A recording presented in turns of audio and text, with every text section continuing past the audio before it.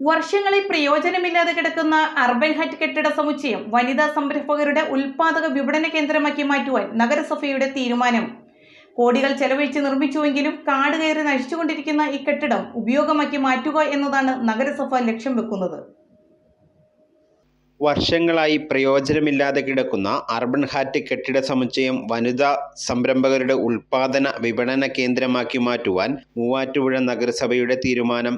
കോടികൾ ചെലവഴിച്ച് നിർമ്മിച്ചുവെങ്കിലും കാടുകയറി നശിച്ചുകൊണ്ടിരിക്കുന്ന ഈ കെട്ടിടം വനിതാ സംരംഭക യൂണിറ്റുകൾക്ക് ഒരിടം നൽകാനും അവരുടെ ഉൽപ്പന്നങ്ങൾക്ക് വിപണി കണ്ടെത്തുവാനും സഹായിക്കുന്ന രീതിയിലുള്ള ഒരു ഹബ്ബ് ആക്കി മാറ്റാനാണ് നഗരസഭാ കൗൺസിൽ തീരുമാനിച്ചിരിക്കുന്നത്.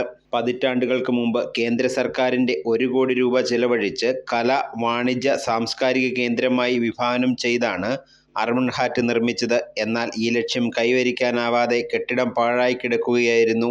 അധികൃതർക്കെതിരെ ശക്തമായ പ്രതിഷേധത്തിന് ഇടയാക്കിയിരുന്നുവെങ്കിലും കാലക്രമേണ പദ്ധതി വിസ്മൃതിയിലായി.